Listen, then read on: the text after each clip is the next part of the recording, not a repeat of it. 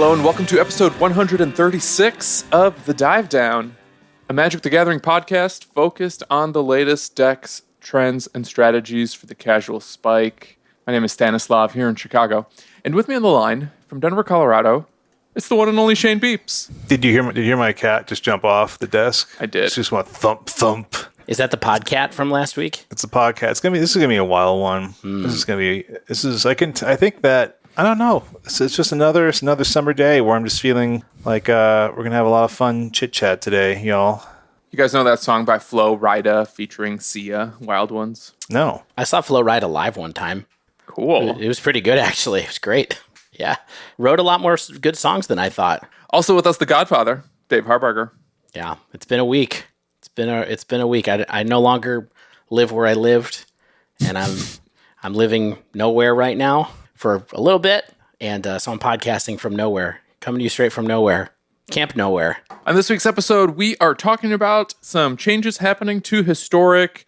A brand new digital-only release is on the horizon, the Historic horizon, and we are going to break down some of the cards that are entering the format that used to be in paper, that now are going to be on Arena for the first time, in addition to some cards that have never been in paper. I'm told they'll never be in paper and will only ever be on Arena. We're going to talk all about that stuff.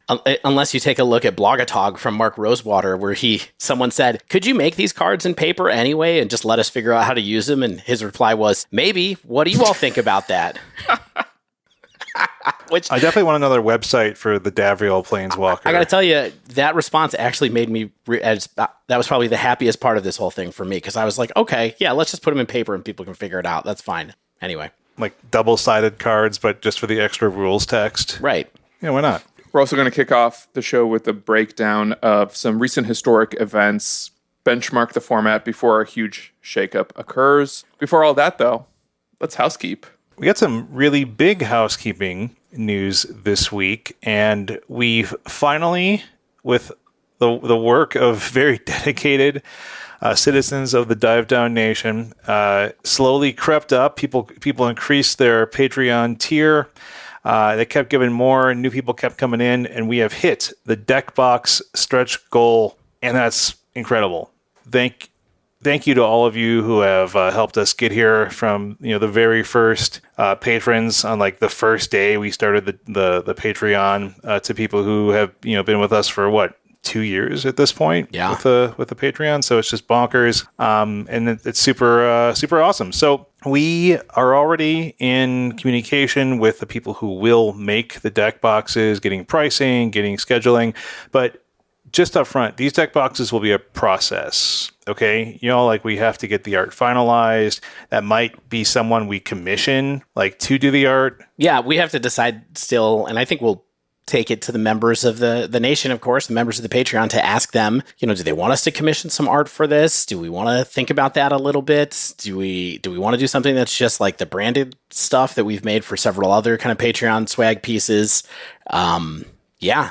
It would be, it's up in the air a little bit. Of course, I'm in the middle of a move, so it'll be a couple of weeks to kind of do that stuff. And then once we do that, it does take a while to manufacture and fulfill these boxes. So yes, please keep it in mind, especially with the way that shipping, especially international shipping, is kind of going right now. So yeah, again, super thankful to everybody, especially Jason, chemistry guy, one of the original patrons. He's been pushing everyone, reminding everyone how close we are. So shout outs to all of you. Another thing I want to thank everyone, especially a few of our longtime friends, people who have some expertise, specifically in Discord. We have made the transition to, what did we call it? Like the definitively discreet Dive Down Discord. There's no longer a super secret Slack server. It's now a definitively discreet Discord. Dive Down Discord. So yeah, we made a poll maybe a few months ago, and everyone was really into the idea of Discord, besides the fact that Discord did not have threads. There was no threaded communication. There was replies, but not threads. And Discord has now added threads, and I think we wanted the added value of some of the things that Discord can do.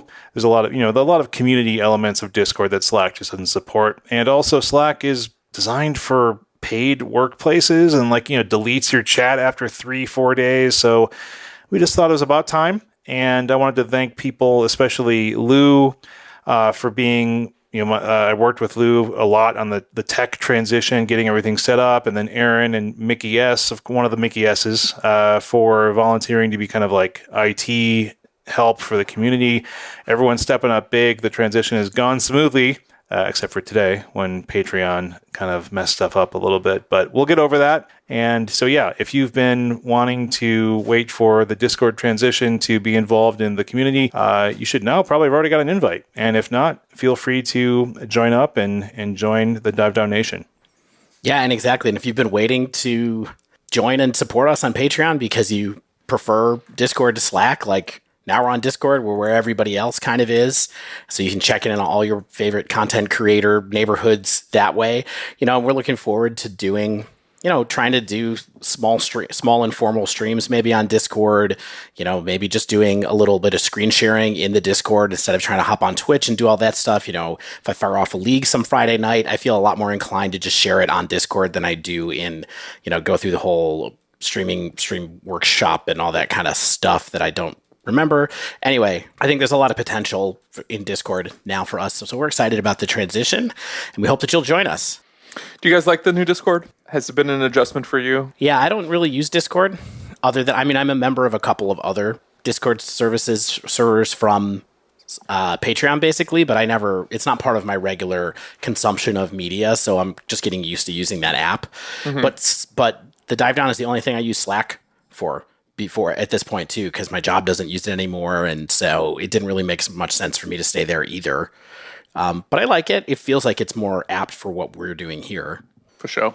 I like seeing what everyone's doing on their computers. Like, yeah, that's the creepiest thing, right? Stanislav is listening to Spotify. Shane is playing Laser Shoot Larry. No. Which one? 3?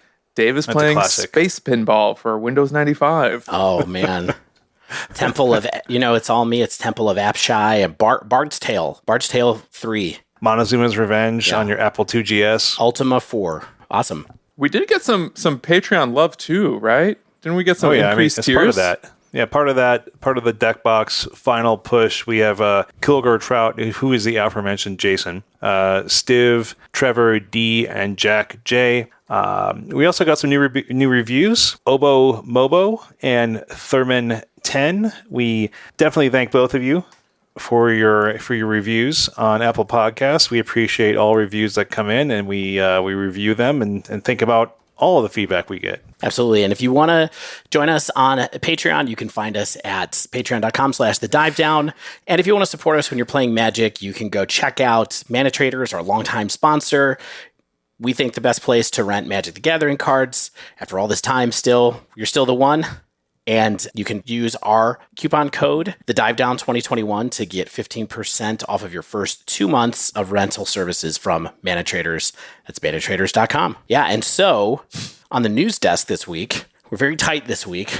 You can tell all the cues are right on time and everything. On the news desk this week, we have Stan, because we're going to do a historic focus episode for the first time in a long time. Stan's going to do a breakdown of some recent historic tournaments to get us reacquainted with the metagame.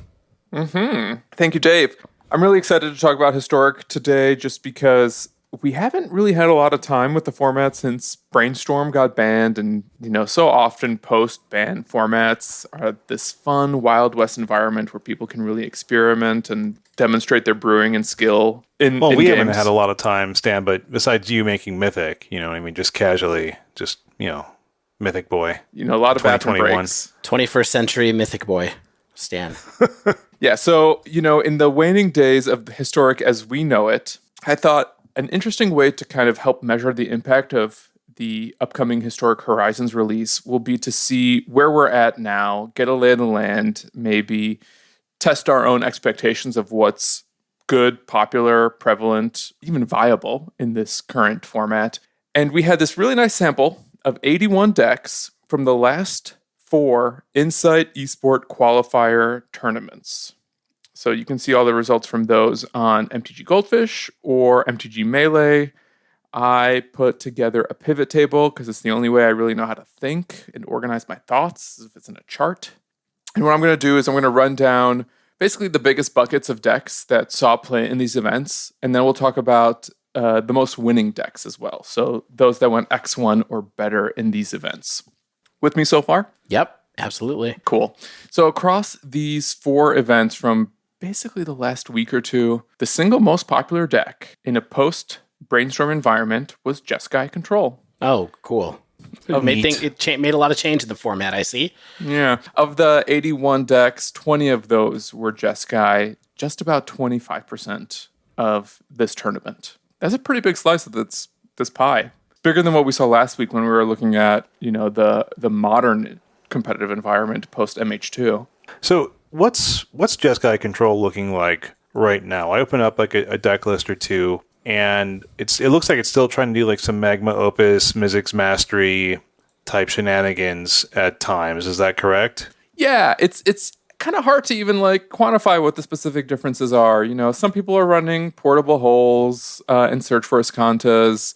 They're running a little bit of extra removal with Justice Strike because of those slots that opened up from Brainstorm. Prismari Command now comes up, I think, a little bit more often. Mm-hmm. But they got to get rid of those hammers, I mean, that's right. It's just, hammer time.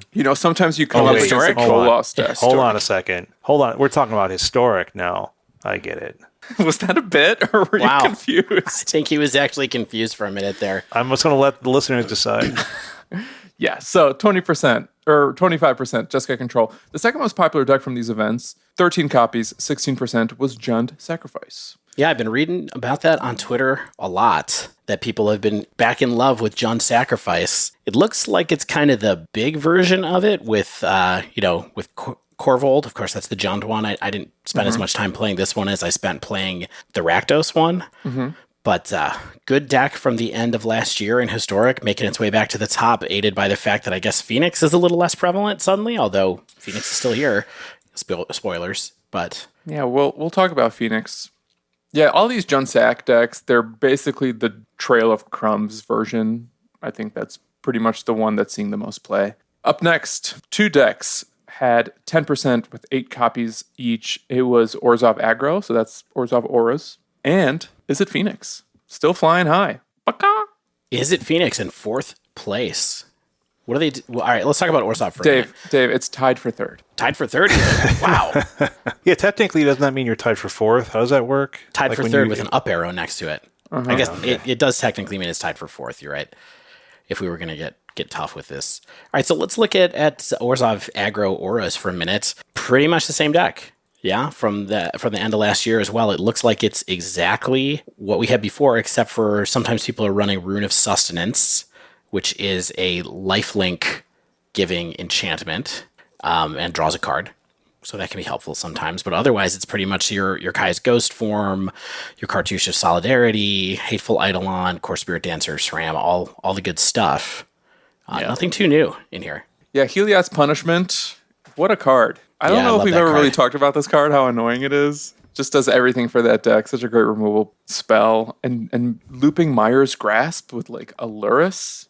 Annoying. It's so dirty, but I respect it. Yeah. All right, let's talk about Is It Phoenix for a second.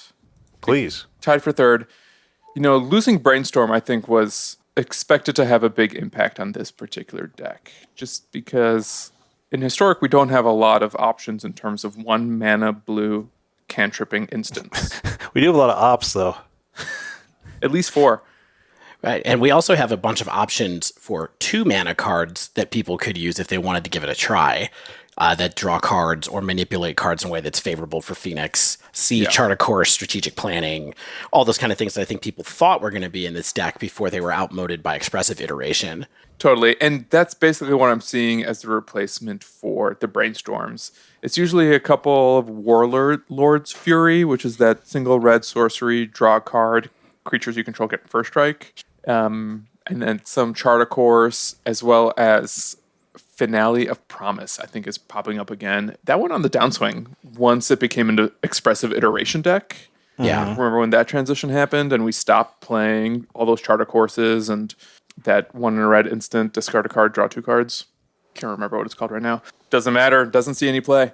So Warlord's Fury. We have 2 functionally identical cards. One is Warlord's Fury that gives your creatures 1st strike. The other one is Crash Through that gives your creatures trample. I'm trying to understand if there's a competitive advantage to playing one over the other, because I see Warlord's Fury as sort of the card that most people are going for. The only thing that I could really come up with was Incidental First Strike might help your Phoenixes survive combat a little bit more often. Sure. Is there anything else that I could be missing? Maybe it's good in the mirror because of that thing that you're saying. So I guess that could be how people ended up there. It's like my Phoenixes get through your Phoenixes if I play Warlord's Fury. That makes some sense. I was going to ask you the same exact question, but that's literally the only case I can come up with where it's good. Yeah, I feel like these cards are so disposable, like those red cantrips. Like, I was watching Gabe Nassif stream a little bit this weekend. There was like some Arena Open type thing, and he was playing the mirror, surprise. And both he and his opponent were sort of just casually throwing these spells away early to cycle into new cards, just to sort of like set up a better turn or a turn that can go off. It's like, I think they're just very cheap and disposable cantrip spells is the idea. Yeah, that's the move that you do generally, even when mono red prowess was a big thing. You know, you would be fine playing Crash Through on turn one just to cycle it. It's not a big deal. The one other thing that's really interesting about these Izzet Phoenix decks to me is that all the lists that I'm seeing right now are running some amount of main deck color hose blue instant. So a couple of them seem to have multiple copies of Mystical Dispute main. There's even one here that has Aether Gust and Mystical Dispute main, which is also pretty interesting to see. I mean, those are super powerful cards, but I guess when you have those extra spaces opened up by Brainstorm being gone, you kind of wonder, do I just try to put more cantrips in, or do I put in a little bit more interaction? And so people are doing a little bit of both. I think Mystical Dispute in particular is just excellent right now when Jeskai Control is the most popular deck in the format. Yeah. And it's so important to answer those occasional turn 3... Magma Opuses? No, the turn 3 Planeswalker that hoses cantrips. Oh, that hoses... Narset? Yeah, Narset. Yeah, you need to deal with Narsets. And I think trading a Mystical Dispute for an Expressive Iteration is usually really good, if not important, just because Expressive Iteration drawing you 2 cards is kind of the glue that holds together all these blue decks right now. And it's one of the reasons that these decks are still good in a post-Brainstorm environment. So being able to cut down their free 2-for-1s is one of the best reasons to play a main deck Mystical Disputes I found. Yep. Yeah, I mean, what if Expressive Iteration turns out to be the problem all along? I don't know if I'd go that far. All right, last deck that had at least 5 copies in these events, just under 9% of the tournament meta, Grixis Dragonstorm. Yeah. Talk to me about this deck. It's a deck. Is this just a different version of Jeskai that just uses Dragonstorm instead No. of Jeskai? It is I mean, not. Dave, this does have Bladewing the Risen instead of Torrential Gearhulk. It's very similar. You know what I'm saying. I would argue that it's a different version of Velomach's Turns. Okay. In that it's a graveyard combo deck that wants to use Mizzix's Mastery to close the game out. Yeah. And It can runs do it Faithless early Looting, too, right? Yeah, so it runs all these like discardy pitch cards, such as Faithless Looting, sometimes Prismari Command, other 2-mana instants and sorceries that basically cycle cards from your hand, let you draw extra cards, to put a Dragonstorm into your graveyard that then you target with a Mizzix's Mastery, and then with Storm 2, you get 2 dragons, Bladewing the Risen, and Terror the Peaks tends to be the staple targets for the Dragonstorm. Got it. And then you kind of went from there. Look at that dragon. It's got like big teeth. That thing rules. It's like a skeleton dragon. Skeledragon. It's a zombie. It's not a skeleton. So, it's a zombie. So Okay. you're going to have to be a level 4 cleric to be able to deal with this. Level 1 turning won't work on it, Got it. Yeah, right on. Yeah. I think there's one thing that's really important or annoying about this deck and this card is that it used to be this dragon we're talking about, this black-red Bladewing the Risen. It used to be like an uncommon in paper, and now it's a rare on Arena because it was part of, I think, an anthology. And it's an example of an upshift that is reminiscent of Mystical Archives. So yeah, Bladewing, upshift notwithstanding, I think this is kind of the de facto graveyard combo deck we have in the format right now. That's using Mizzix's Mastery in a way that actually finishes games, as opposed to what Jeskai does with it, and that's to accrue card advantage, but doesn't necessarily provide a deterministic win on the spot. So Stan, your deck's not here, but does this feel like the general spread of decks that you've been seeing when you play on the ladder? Like, does this feel like the top of the metagame to you, or does anything feel off about this for this tournament as far as what you see? So generally, this is pretty representative, except that I encounter a lot of Sultai Ultimatum, which we'll touch on in a second in our winningest decks categories. I see those Ultimatum decks a ton, especially when I was in Mythic. So, today or earlier today or yesterday, we had the reset. So I'm back down to Platinum. But in Platinum, it's plenty of Phoenix, plenty of Jund, an okay amount of Dragonstorm. Also, when I'm in Diamond, I tend to see a lot more Brews, and maybe that was because of the timing and the post-Brainstorm, format. But I was dealing with like a fair amount of Risen Reef style elemental decks. I was seeing a bit of Mardu Shadow decks kind of coming up all the time. Oh, okay. Otherwise, I think this is basically the format as I see it. Cool. All right. Well, let's talk about that next tier down and maybe talk about the winningest lists for a moment. Yes. So this sample is 18 players, and among those, only 8 decks made the cut. And the most popular among these, I guess there are 2 that are very popular, tied for first place, 4 copies apiece, Jund Sack, Jeskai Control. The good decks. Mm-hmm. So Jund converted up, Jeskai essentially flat, followed by 3 copies apiece are Izzet Phoenix and Dragonstorm. Ooh, hold on. Dragonstorm. So that was definitely an overperformer then, Grixis Dragonstorm. Right, because it went from, 8.5% to just shy of 17%. Yeah, that's good. So we converted up. Guess what's not on this list, everybody? Auras? Auras did not make this list at all. There's 0 copies in here of Auras in your winningest decks bracket. Mm-hmm. That makes me sad. I was thrilled to sleeve Auras back up, maybe. Guess not. Well, I think you can. I mean, I guess it's one of those things where it's like, what's the primary issue is what is going to be potentially the cleric that makes you sacrifice a creature, and then wraths from Jeskai Control. Yeah, they both seem like kind of tough matchups. The counter spells can be rough, too, from Jeskai, so... Yeah, looking really quickly at just all the Orzhov players in my pivot table, best record was 3-2, but it is a whole lot of 1-3s and 2-3s. Ooh. That sounds bad. Bum, bum, bum. So it must be a Jeskai problem. And Phoenix does have a ton of removal. If they tap out for Core Spirit Dancer on 2, and then they just play a Shock or a Pillar of Flames, that can be a problem. Right. Alrighty, so we do have 4 decks that were 1 copy apiece, and they were Gruul aggro, Mono Black aggro, the aforementioned Sultai Ultimatum, and Blue White and Soul. Oh man, how far Gruul aggro has fallen, and even Mono Black. Like Mono Black's always kind of been around. There's been like vampire versions and sort of devotion-y kind of versions that what they finished with the Phyrexian Obliterator. What's that card?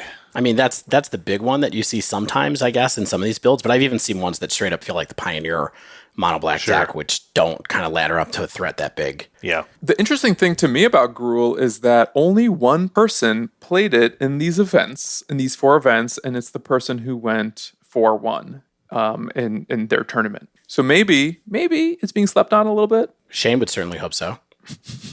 Yes. I mean, honestly, it's like, we're going to talk about this in a second, right? It's like, what we're talking about feels almost academic right now. Do you know what I mean? Yeah. Because of the influx of new cards and new strategies that's going to come out of there. What new strategies? What are you talking about? Dave, did you read the dive down notes yet? I don't know. Okay, well, you're in for a shock. We're not just going to retread of the stuff that I was ringing alarm bells about last week, are we? Yes, No. Yes, we are, Dave. Oh, okay. Can we talk briefly about Sultai Ultimatum?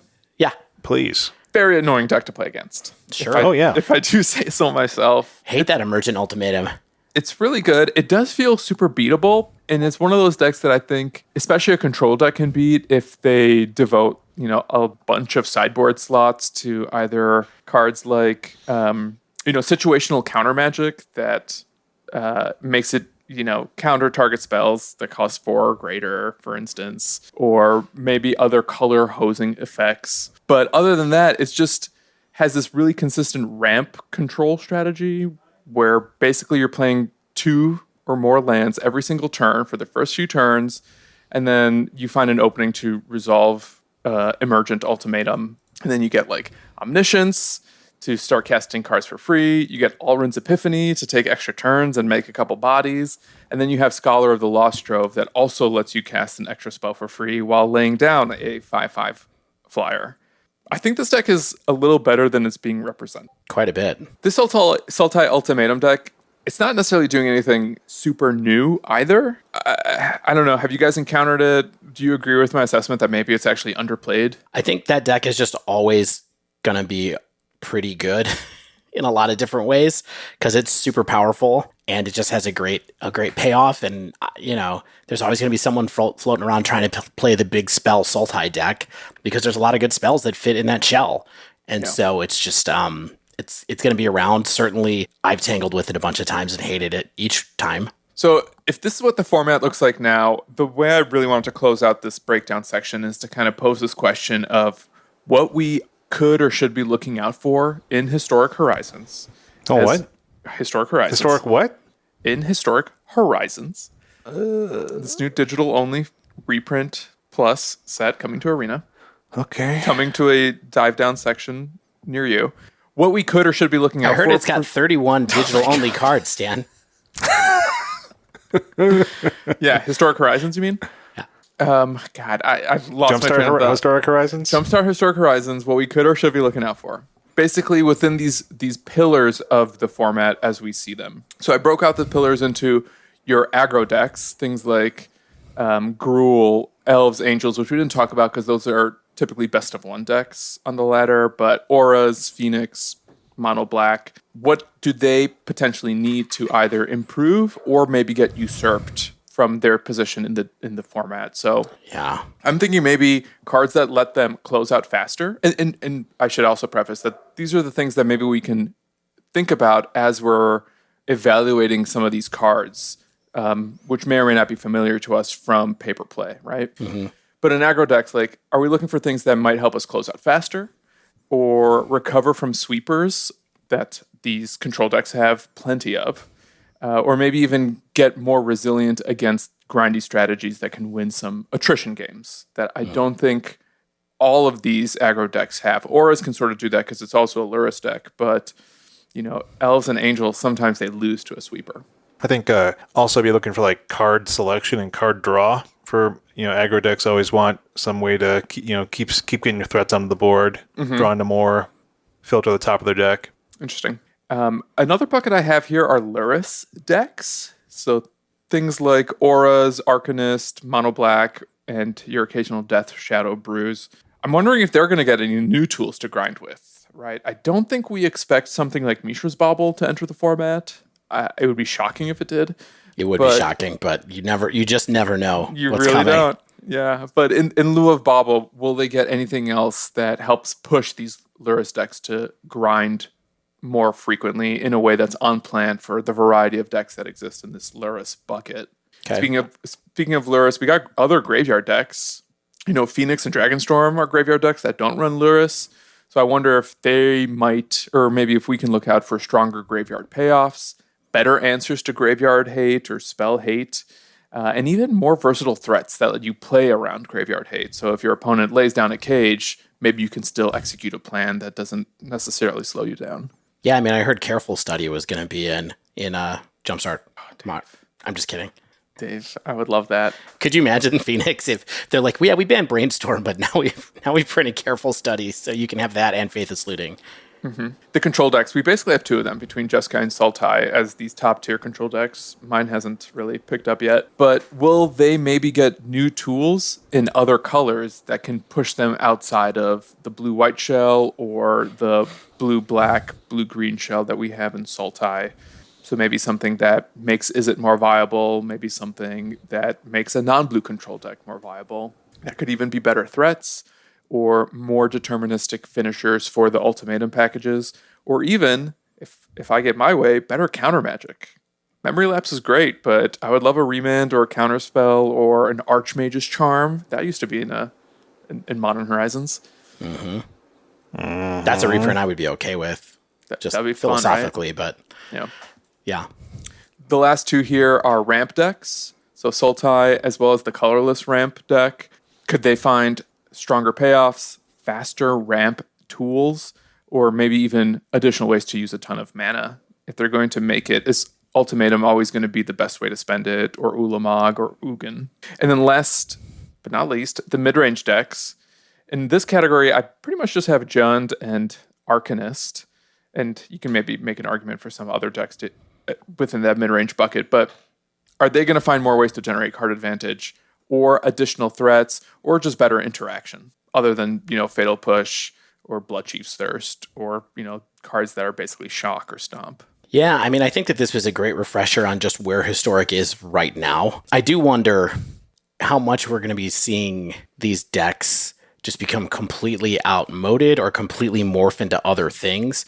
Because, for me, I think that it's like aggro decks, it becomes about like, okay, there's general things that are good about the shell, right? That you could improve probably. And so, something as tricky as auras might just get totally outmoded by stuff as powerful as what's going on in Historic Horizons. But maybe when you look at stuff like Gruul or Elves that are decks that have a different type of synergy, that they might just get more powerful cards that just make them better and push them into the next thing.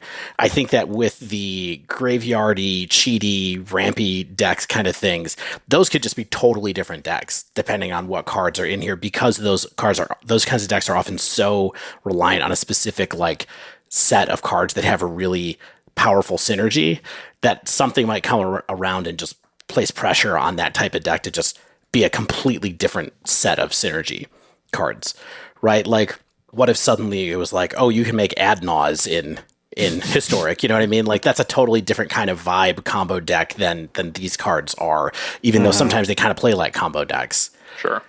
And then mid-range, yeah, of course, it's going to be like, are the mid-range cards going to be good enough to make them even a factor in a format that's as powerful as what this turns out to be? That's the thing that I think is the big question for me there. But there's a lot of decks here. There's a lot of decks on this list that have been decks in Historic for a long time. And so it's interesting to see us kind of be like, okay, here's where the metagame's been for like 3 or 4 months. And now we're going to have something totally, totally new, because this infusion of cards is like, it's 400 new cards, basically 375 new cards. So we'll see. It's a whole set, or really a set and a half kind of cards. I think you bring up a good point that even though we have some of these post-archive decks like Phoenix and Jeskai, Gruul, Auras, arguably Death Shadow, Arcanist, of course, like a lot of those decks existed before the archive and kind of have endured. And I think that speaks to their relative power level. And at this point, the Horizons formats would have to be very disruptive and very strong, I think, to kind of dethrone some of these mainstays. Certainly possible, but I think that's kind of the looming question about the impact of the format. Yeah, that's the weird thing, right? Is like, I think we're kind of skipping into the dive down segment already, but like the power level of the anthologies and the power level of some of the Jumpstart cards and things like that and the Mystic Archives have already kind of like stress tested Historic against modern power level cards. Mm-hmm. But we are entering a time when we were just saying, hey, these cards that were designed for modern, we're going to see how they do in Historic. And that's going to be a new stress test and a new way for people to experiment with deck building and see what can stand up to that or what can incorporate that. And I think that's potentially exciting, all things considered. Yeah. All right. Before we just backdoor into this dive down, how about we take a very quick break, catch our breath, have a sip of water, and then when we return, we are going to talk about Historic, Jumpstart, Horizons, digital set of the future. Stay with us.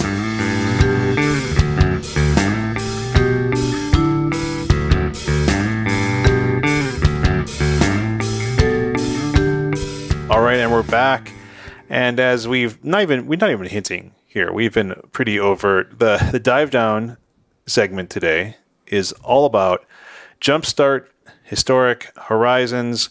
I think it's safe to just call it Historic Horizons or Historic.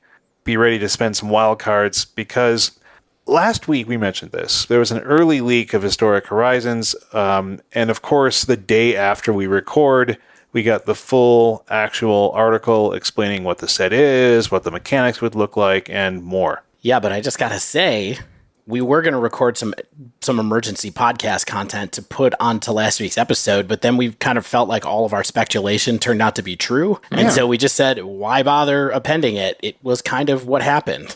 Yeah, exactly. We were right. We're always right.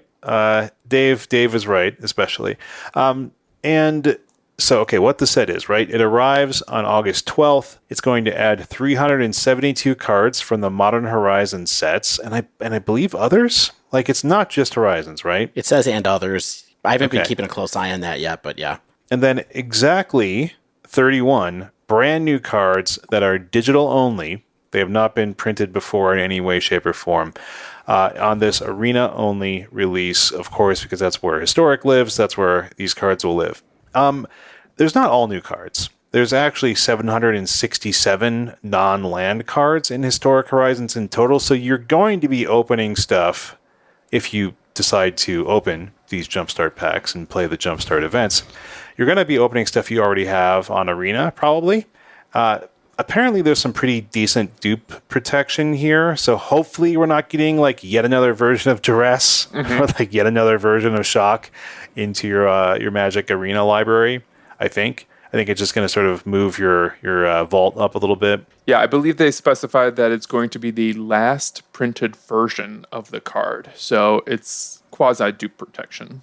Okay, that's something, I guess. Yeah. They couldn't possibly see if you already have other versions of Duress. They only can check the most recent version, of course. Nor the 5 versions of Duress that I have, including archives, et cetera, et cetera. The previews recently began, and of course, thankfully nice to us, right? It's going to finish a few days after we record this episode, so we can't talk about every spoiled card here. And also, it's actually surprisingly challenging to kind of get a decent version of what's been spoiled, like what's new to Arena. Like I can't find a filter anywhere that's like, hey, here's all the new cards. So it's been a bit of a challenge actually trying to filter through the Jumpstart pack list and things like that to kind of see what's going on. But MTG Rocks has been helpful. MTG Goldfish has been helpful. So thanks to those kind of sites, Scryfall, of course, all that kind of stuff. So the way this is going to be released is through the Historic Horizons Jumpstart events on Arena. So it's not something you can like go purchase a digital box or digital packs of exactly. Beginning on August 12th, these Horizon events begins. You can pay 2,000 gold or 400 gems, and you randomly get assigned 3 packs out of the 46 thematic pack variants, and you can pick 2 of those.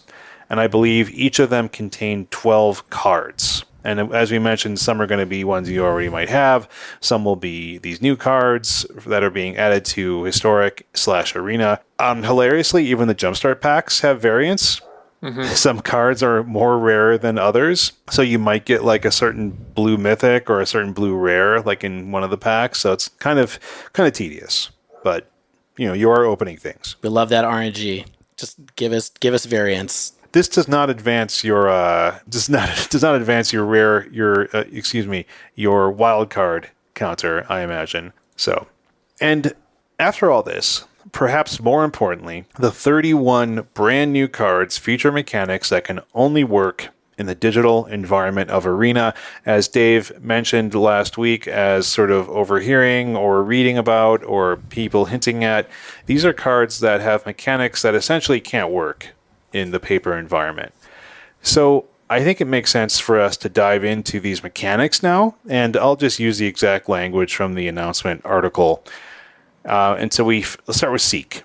Seek is, like I said, here's the language from this article. Powerful tutors. Grab a random card from your deck that matches specific criteria, no shuffling, and no time spent looking at options. It just grabs a card that works out of your deck, and the game keeps moving. So here's an example. Manor Guardian, 2 and a black for a demon, 4/3. That's actually pretty good stats for a black 2 and a black. 2 and a black creature. When Manor Guardian dies, each player seeks a non-land card with mana value 2 or less. So Manor Guardian dies, you and your opponent both have a card with mana value 2 or less from your deck just appear in your hand. It just is a random card that matches that criteria. You're not going into your deck. You're not scrolling through the cards. You're just getting something appearing in your hand. Yeah. It's interesting the way that the language is written around this, because this is not really a tutor effect, because it pulls a random thing that matches the criteria out of your deck. So it's like, I do think that what's going to happen with Seek is there's going to be, they're playing around with lots of different things. There's a mana value one, like you pointed out. There are ones that grab specific types of creatures. There are ones that grab, lands. Like there are different things that they do. I do think that there'll be people that try to build some decks that really take advantage of this kind of mechanic, or one of these mechanics, in the same way that, for example, people take advantage of Cascade, where they know exactly what they're going to get every time because, for example, some card is the only non-land card in their deck with mana value less than 2 for some reason, or it's the only, I think it's a human that Seek, it's the only human in their deck or something like that. I imagine that Wizards probably has tried a little bit to make these not too hard or not too easy to make, like, I know what card it's going to get, to make it too deterministic, but I think that's going to be what the tension is here. I mean, most of these, being able to draw a card is good. Being able to draw a specific card is good. And I think if you figure out how to really break it, you're kind of really making it happen. For sure. I think that's a cool potential option for sure. Like you said, Dave, is like, what's my 2 mana value, mana value 2 or less card? I can think about various options that I know will be good options for me or something like that. Yeah, great. So let's talk about, I'll take the next one. Yeah, please. Let's talk about perpetually. Not perpetual. Perpetually. Got to make it an adverb. So permanently change the characteristics of a card no matter where it goes, no matter what zone it's in, no matter anything. So this is taking advantage of Arena's ability to alter cards with memory across a game without having to put counters on them or anything like that. So you can add powerful benefits and unique changes, add strategies found nowhere else in Magic is how they described it. Shane, I think you mentioned somewhere, and maybe last week, that this is something that happens in Eternal a lot, which is a game that I think some Magic players have dabbled around with here and there. Certainly a bunch of Magic players worked on designing it. For sure. Yeah, I think that's a fundamental aspect of that game itself. Like, cards just do it. There's nothing that's like, oh, this is a perpetual instant that like debuffs something or buffs it. Like, cards just maintain stats and keywords between zones. I haven't played Eternal in a long time. Like, I was really into it like the first 2 or 3 sets. I made Master there a few times. There was always some like fun, semi-broken feeling reanimator loop strategies that like sniffed competitive play when I was into that game. So like, something would get either an incremental buff or like one kind of big buff, and then the creatures would be, maybe they'd be like really cheap in terms of casting costs, and so like they could like loop them fairly efficiently, and then you'd be having like a 13 trample flyer type thing, just sort of whacking you really quickly. And that was a cool strategy, and I'm hopeful actually that perpetually can add something like that. Like, it'd be cool to sort of have like a perpetual scale up, and then like you reanimate back like this, some little random one mana value creature, and you're slapping in with another scaled up creature type thing. And here's an example: is Ethereal Grasp is 2 and a blue for an instant. Tap target creature. That creature perpetually gains. This creature doesn't untap during your untap step, and pay 8 generic mana, untap this creature. There's also Davriel's Withering. Davriel's Withering is the name of the card. It's a black instant.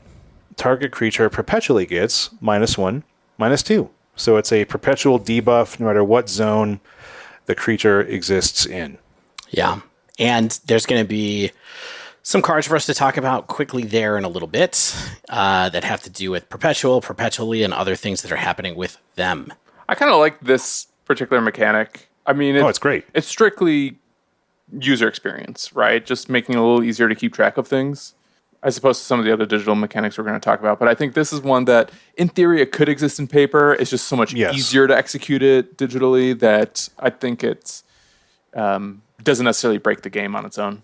Yeah, like I said, I think like it was an interesting experience in Eternal. I think there's interesting options in terms of what it can provide to the game. I'm hopeful that there's some cool little things happen with it. And it doesn't seem like it would be overly annoying. Like it does, of course, it is a new way for cards to work, but it doesn't necessarily feel like it's going to be like, oh, my opponent luck sacked their way into the best possible random card out of their deck or something like that. Mm-hmm. But Stan, tell us about a mechanic like that Yes. in Conjure. I think it's pronounced conjure. So Conjure. what conjure does is that it creates cards effectively out of thin air, and they're functionally digital objects that act like any normal card would, but it's not a slot in your deck, of course. So powerful spells and artifacts can conjure up typically very iconic, beloved cards that aren't technically within this set. So for instance, you might be able to conjure up something like a tropical island, or a ponder, or a Stormfront Pegasus. You can't craft those cards, you can't open them in packs, but you will have cards that enable you to create a version of Ponder that will then be in your hand for you to cast. So one example of this is Tome of the Infinite. It's a 3-mana, 2 and a blue legendary artifact that has blue, tap, conjure a random card from the Tome's spellbook into your hand, and then that conjured card perpetually gains. You may spend mana as though it were mana of any color to cast the spell. And those 10 conjure cards are Light of Hope, Swords to Plowshares, which I think is on Arena already from the Mystical Archive. Mm-hmm. Also Force Spike, Ponder, Dark Ritual, Duress, Assault Strobe, Lightning Bolt, Fog, and Giant Growth. Yeah, I mean, this effect is really interesting because it does this card advantage thing, but also does this whole thing where it's like, you know what specific card you're going to get, and it's a card you generally don't have access to other than through Conjure quite frequently. For example, you don't have access to Swords to Plowshares other than through this. It's a card that's actually banned because it was in the original Jumpstart set, I think, or Path to Exile was in the original one. Actually, Swords is Archive. in Archive and banned. Yeah, Yes. I mean, same thing with Dark Ritual and Lightning Bolt. So it lets you get some powerful spells that you don't actually have access to. Obviously, the random part of this particular card is kind of a bummer. But there's some other ones that are powerful in the sense that, they can conjure an extra land for you.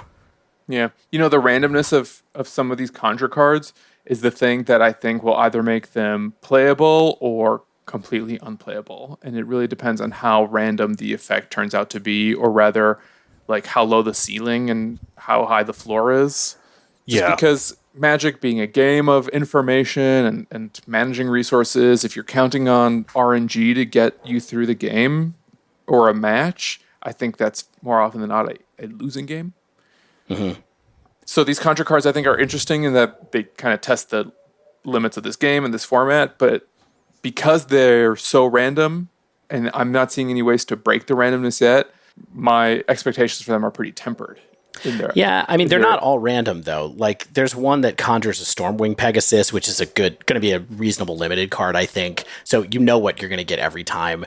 Kiora, the Planeswalker, I was going to talk about it a little bit later, but it conjures a Kraken hatchling that you can later play and sacrifice to turn it into an 8/8 Kraken. Like, there are ones that conjure specific cards so they can be part of your plan, and it's just really a way to have card advantage. Then it's sort of like a way to have a token but make you pay the casting cost for the token, basically. Mm-hmm. And then there's that one merfolk that conjures a tropical island, which is just a lot of fun and kind of a callback. But I mean, that can be a decent card to help fix your mana. I mean, it's a 1-mana card that fixes your mana and gets you a dual land, which seems quite good, really. So I think there's a lot of potential with this kind of stuff. The random ones, less so than I think the ones where you know what's happening for sure. Okay. And there's also kind of like mechanics that don't really cleanly fit into any name, right? It's just sort of random, like Davriel Soulbroker. And essentially this is like that unset Urza Planeswalker where you had to go like a special website to see what he did. Davriel Soulbroker is 2 black for a 4 loyalty walker. The +1 and the -3 are normal. So until your next turn, whenever an opponent attacks you or planeswalkers you control, they discard a card. If they can't, they sacrifice an attacking creature. The -3 is target creature perpetually gets -3. Here's the weird stuff. The -2. Accept one of Davriel's offers, and then accept one of his conditions. There are a lot of offers and a lot of conditions. I think there's 8 of each. Actually, I'm not going to eat up like 3 minutes of time reading them all. But basically, you get to choose from 3 of the options that are displayed to you randomly.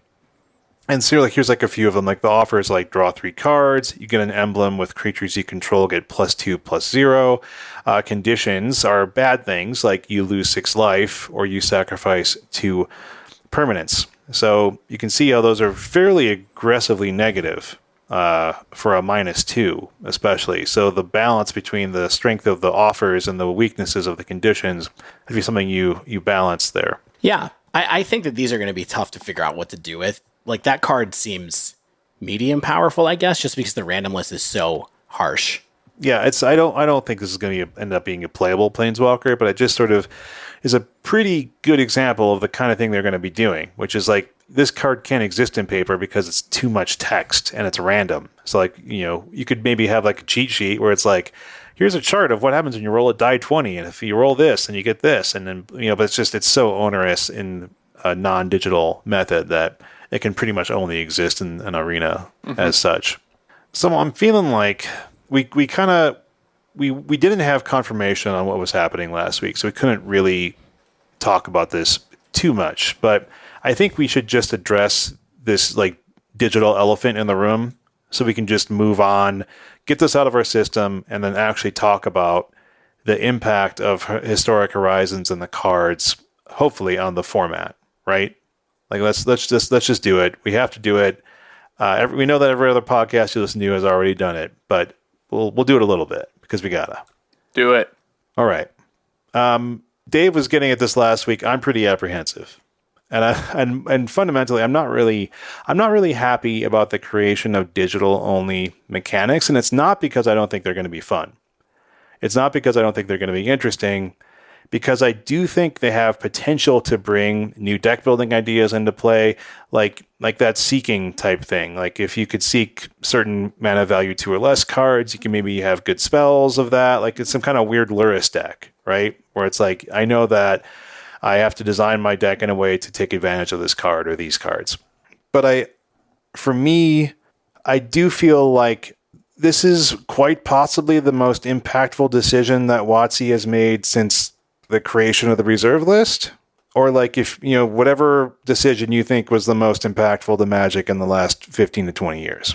And the reason I'm saying this is because I think this is the beginning, and I truly think this is just the beginning, of the evolution of Arena into video game Magic rather than the digital emulation of paper Magic. Yeah, one thing I would hope is that this is really the beginning of the evolution of Historic into the video game Magic. That's the who knows? That's the thing, right? It's like hopefully. Yeah, that is where I'm holding on to hope still at this point because, boy, it's going to be crazy if they start doing standard style formats with digital only mechanics. Because then where are we going to be at? Yeah, I mean, and I'm not just saying that as like a I hate change type thing. Like, but the thing really for me is that it's always been of tremendous importance to the game that we have a digital emulation of paper Magic. Like Magic Online attempted to emulate the economic model and the gameplay mechanics of paper. Arena started changing the economic model, but at least kept the gameplay pretty much the same. I mean, I guess you could say that Best of One was a potentially more fundamental change than almost anything. But the creation and implementation of digital mechanics that can't be played in paper is like the next step in the evolution of digital Magic, right? And that's kind of a discouraging thing to me because I want Arena to be another way for me to play what I consider to be the game of Magic. And now, like, at least for Historic, it's just no longer that. Like, it's a way to play Historic, which is like the digital Magic collectible card game for me. And that's not a bad thing. But I think I'm allowed to say it's a thing I don't like, or maybe I don't think I like. Yeah, it's gonna be it's gonna be one of those things where I'm like, am I gonna try it? Am I gonna try it anyway because I just love Magic and so I'm gonna come and go for it regardless, or is this gonna be the place where I'm finally like, you know what, this is too far for me and I'm gonna become even more modern guy, you know? Yeah, I agree. Stan, what are you thinking? I agree that it's a watershed moment for sure. I am more wait and see than you are, Shane, in that you're pretty explicit that you think this is the beginning. And I think that this is an experiment.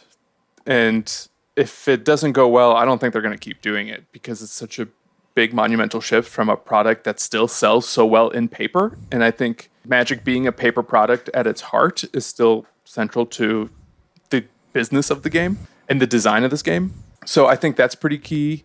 And I mean, look, if it ends up sucking and ruining Historic for us, and we no longer have fun playing this format and talking about it on the podcast, then it'll just be one more format that we never play or talk about, of which there are many. So It's true. I feel like we don't have a lot to lose per se. And I also think that even if worst case scenario, this is kind of, where Historic jumps the shark, I don't think this is the last new format that they're going to add to Arena. What we're not going to talk about today, but I'm just going to mention for my point, is that they said they're going to add Historic Brawl as an evergreen Arena format.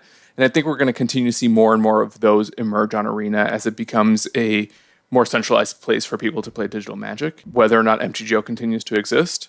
And I think eventually, whether or not Pioneer comes to the platform, or maybe in my wildest dreams, Modern comes to the platform, I think we can potentially still find ways to enjoy Arena and it as a digital platform, even if Historic isn't the place that we want to spend our time. Or at least that's my hope. So we'll see. Yeah, I was just enjoying Historic so much for a while there that I'm like, just the last couple of months have been kind of punishing. But I think that that's a thing that people who play a lot of Arena and get really invested in Arena are used to, and it's tough to be a whale on Arena, I think is what I've seen like Brian Gottlieb say on Twitter a couple of times, where it's like, if you're into it as casual-ish, maybe you have a couple of different decks, but it's really hard to be a person who's like, yeah, I want to get invested and compete really hard and always have the best deck, because they're just going to change it so much all the time, I feel like. But that's maybe a topic for another day. Yeah, I don't want to beat the economic dead horse again, but the economics here do kind of stink. Everybody, all you need to know is that this is bad economically. It's going to be expensive. It's going to be hard to buy all the cards that you want from this set.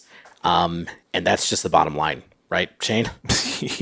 Yeah. I mean, I think it's just the kind of thing where I think we're going to have to be reactive. Do you know what I mean? Where it's like, I don't think we can. It's not the kind of thing you can even do maybe when we say bought into a anthology and said, let's try out Death Shadow, right? Do you know what I mean? This is not going to be the kind of thing where I think we can realistically be like, let's try out X, Y, and Z, because that'll burn through, 20, 25 wild cards, and then you're like, oh, this deck is not good. And then a week later, the decks that are decent start appearing, and then 2 weeks after that, the decks that beat those start appearing. And I think that it's hard as a content creator. I wouldn't say that we're tier 1 Historic Arena streamers or anything like that, but we do want to stay tier 0, baby. I thought S tier was what you want to be these days. Yeah, exactly. So yeah, I mean, I do worry that it's going to be hard to sort of say, I want to play a lot of different things and test them out. I just have to be wait and see and be like, okay, well, what's the next Jun Sack? Or you know what I mean? Or what's the Jeskai Control looking like? Or it's just going to be another way to punish experimentation, because it's even harder as the card pool extends wider and wider. That's true. Should we take a second to talk about what is perhaps the best way to get cards for this set? Because what I can't actually figure out, and I would love your opinions on, is it worth it to spend the gold or gems to play these 2-pack queues and go through these events for as long as they're on the platform, which will probably be only a month or so, and then anything that you don't have, you supplement with wild cards? Or do you maybe buy up a bunch of packs from older sets to grow your collection of the existing sets in Arena, while also generating wild cards and maybe even growing your vault a little bit? I think it probably depends on where you are, right? We've been keeping up, I think, pretty well in terms of our historic collections, where we're maybe playing enough to get what I think I usually end up with maybe 70 to 80% of all the cards in a set, sort of end up in my collection by the end of the season. Mm-hmm. And that's through maybe buying a box or something like that, and then playing the whole time and trying to max out the reward system and whatnot. But with this, let's say you have done that and you're well, I don't need to buy anything more. I don't need to open up Adventures in the Forgotten Realms or something like that, right? And so Yeah, like, so do you want to buy more stuff? Like, do you just want to buy packs to get wild cards? Do you have time to draft? That's a different way of engaging with the game altogether. If you like draft and have time for draft and want to spend that time to build up your wild card collection, but I don't have time for that. I'm playing Modern, I'm making a podcast, I'm working, I'm doing all that kind of stuff. I want to be efficient with my time and my money. Yeah. And like right now, it's like I don't even want to buy Adventures of the Forgotten Realms. I don't think the set's very good. I don't want the cards for Historic. Yeah, I mean, if we think about it one way, a lot of times what we would do is buy 20,000 gems and just put it into a set, right? We buy 2 of the 45 pack bundles, which comes out to about the same amount of money, right? And then open up all those packs. So it was glorious. It was glorious. That's a lot of fun. If you think about Jumpstart in a similar way, you said that it costs 40 gems to get into these queues. Yeah, 400 gems and 2,000 gold. So basically, it's like buying packs. Right. But you don't get to advance your pack little rotator for the wild card for one. Right. But you get, so that's 50 entries if we were to put the same amount of money as we put into sets previously. 50 entries. And so if you get 2 different packs to choose from, it's 100 packs of Jumpstart sort of for the same amount for 20,000 gems. I don't personally, the big thing about Arena though is that it's really hard. You don't usually open the cards that you want. And so the wild cards are really important. Yes. And so I guess if you were going to put a bunch of money in and go, look, I'm going to buy into Jumpstart for the same thing I've bought into other sets for, maybe it's worth it to do that just because it actually is kind of more cards than I was thinking it was originally. But, so few of these cards are going to be cards that I think you actually want to play with that it makes me, without the wild cards, it is a little bit like lighting some gems on fire. Yeah, it's tough. I think it's just going to be a matter of like, hopefully you've been saving some wilds for the value commons and uncommons. And then maybe you get to, like I said, I'm going to have to wait and see to what I'm going to use my rares and mythics on, because I don't want to burn them on an experiment. Yeah. So yeah, I feel bad for the people who are like hardcore Historic invested, because I do think that this will be a cost sink. We don't have to feel bad for them. If they're doing what they love, more power to them. Yeah, games are expensive. They can be. Yeah. So let's talk about cards. Yeah, let's talk about the cards. Please talk about the cards. So what's a good Magic card, guys? Ranger Captain of Eos. Ooh. Okay, before we get into the individual cards, I think it's tempting to kind of be like, this is going to fit here. This is going to fit here. This might make auras better. But I think Historic's going to be turned upside down in such a fundamental way that I'm just more interested in talking about like raw power level and like synergy potential and what we know is kind of out there than just kind of being like, well, I think this is going to fit into this. Totally with you. And the other thing that I'm thinking about is whether or not any cards have room to breathe in Historic in a way that they did not in Modern. So just as a random example, Necrogoyf is in this set.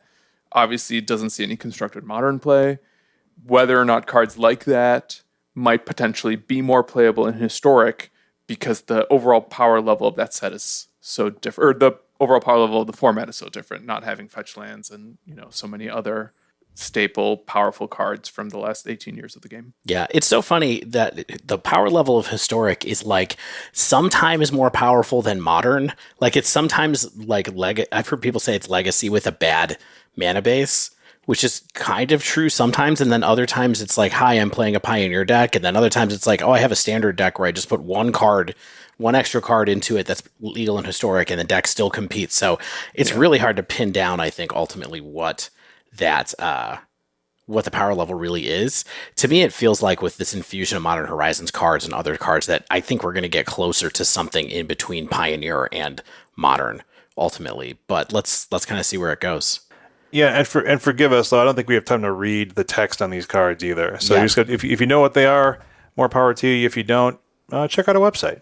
There's a few of them. All right. So the first card we have on our list is Ranger Captain of Eos, a card I think we're familiar with, right? We've played it in lots of different decks. In Modern, it's seen play in Mardu Shadow. It sees play in Heliod. Like it sees play in other decks where you want to search up Walking Ballista. What do we think about this card? It can fetch Death Shadow, but I don't think we have a ton of great one drops in the format. So I think in Modern we saw it being pretty narrow. I think part of that is the mana cost, and part of that is the tools that go around it. I think it's still going to be fairly narrow. Yeah, I mean, we don't have access to Walking Ballista in this format, right? It was not printed Right. when Kaladesh came out. I guess we'll see if they change their minds. Like, it seems like a powerful card they can make a splash with in this set. I don't think that they're going to bring it because I think there's reasons that they didn't bring it into the format, but I think getting Death Shadow is actually pretty good. You know, the Death Shadow decks were Orzhov for a while. They played Ranger Captain of Eos as a way to search up 2 shadows or search up a shadow, and that Fairy Godmother-esque card that gives a card flying, so you could kind of go like play a shadow and then give it flying with an adventure, all off of a Ranger of Eos. So I think this card is good, and its sacrifice ability is also often quite good. So I think this could find a home for sure. It is another tool to give white text access to a 2-for-1, which I think is in itself powerful. That maybe, whether it's Death Shadow or something else, like going into a white or Mardu mid-range deck might be good enough. Yeah, spicy card that this can search up that I think sometimes people forget about in Historic. The life gain decks are quite good in Historic, and this card can get Sarah Ascendant if you wanted to do something like that. Plus, being able to protect your team from a Wrath also seems pretty good with decks like that. So, just something to keep in mind. Next card, I'm hyped about this one. Esper Sentinel. It's one of our new Modern Horizons 2, the white 1-drop artifact human, something like that. It's an artifact human. Yep. Yeah. I mean, this is a solid, cheap 1 mana value. You know, in white, it does a bunch of little things that you want. It's kind of it's like one of those cards that doesn't make new decks, I don't think, but like it makes other decks better. Like, you know, maybe this is just another piece of Tempered Steel, artifact synergy. I mean, I think this could be a piece that goes into humans. Honestly, if there's a humans tribal deck that starts to emerge a little bit, especially with one of the other cards we're going to talk about in a minute, I think that, you know, there's Hardened Scales is in this set, and we'll talk about that in a little bit. Maybe there's something going on there with some modular cards and Hardened Scales. Lots of stuff, lots of possibilities. We got a couple more artifact modular creatures like Arcbound Mouser, Arcbound Prototype. Not to spoil it, but Zabaz is in this too. So yeah. I think Sentinel's a huge addition. I think as good as it is in Modern, just by itself, without needing other cards in a deck to be like effective, like it doesn't care about Mishra's Bauble, for instance. And I think because it's just so good on its own and potentially so versatile, I think this could be a new Historic staple. Yeah, it's a very good 1-drop to get. Very good get for white. Yeah. New best color. Another great get for white, I think, is Restoration Angel. You think it's a great get? Interesting. Okay. I mean, this card sees Modern play to this day, right? It's in like random Kiki Chord, creature combo decks. We know that there are some, there are a fair amount of 80 card blink decks in Historic that kind of come and go with the format. They're not as popular these days, but they have been in the past. Restoration Angel, not only is it a really powerful effect because it blinks other creatures, but it's an angel too. And a lot of the creatures in the angel deck have powerful ETB effects that I think this could be a new boon to that deck as well. Yeah, it's interesting. You know, this is a card that has one of those distinctions of being like one of the best cards in Standard when it was in Standard, and extremely, extremely good in early Modern for like 3 months, right? And it was just played for value sometimes at the beginning of Modern. Like there was a Jeskai control list that was just kind of like a Restoration Angel control list. Like, you know, you would get up to Cryptic Command, keep your Angel up, and then be able to do all kind, that was your kill condition. I feel like it's a card from a different time, and this is one card that I feel a little bit like, notwithstanding what you just said, Stan, because I think you had some good points about where it goes, especially with Yorion. It hasn't had a chance to be played with Yorion much in Modern. Maybe there's a home somewhere like that, or in Angels. I worry a little bit about this is a card that's going to look really powerful, and then it's going to be just left behind by the format being way powerful than it actually is. Like this is almost like a Standard Plus card in my mind sometimes. Yeah, I think I'd have a hard time imagining Resto doing a lot for the format, but I'm fine with being wrong. Do some Resto combo on me. We do have Ephemerate, which I think is awesome, but in addition to that, we're also about to get Timeless Witness. So I think we are potentially, even within this set, getting new cool spells or creatures to flicker with Resto that I think we might not even see the full scope of its potential until we actually know about more of the cards within the set that it's going to be opened in packs with in that event. in that Horizons event. Yep. All right, next up is a big card, and I'm going to mention it, and I'm going to let Shane talk about it. And that is Thalia's Lieutenant, one of Shane's favorite cards. Shane, tell us about it. I'm unsure on this, but I'm glad it's in the format. Like, I think that there are actually enough white-based aggressive humans style cards in the format, and I think that there's a deck that's there. It doesn't have to be as good as Modern Humans. Doesn't have to involve Aether Vial. But I think that this card will be interesting. But it's like another one of those cards where it's like, I don't think a whole new deck gets created around Thalia's Lieutenant. It's not that good.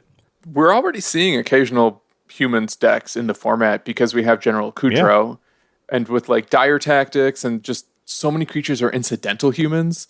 I know I've encountered random black-white humans decks. I mean, we have Meddling Mage, which is like, if we want to think about cards that are coming straight over from Modern, that's there. There's a couple other cards from that deck that are available as well. Isn't Kitesail Freebooter is in the format too? So we got Kai'Sail, we got Thalia. Mm-hmm.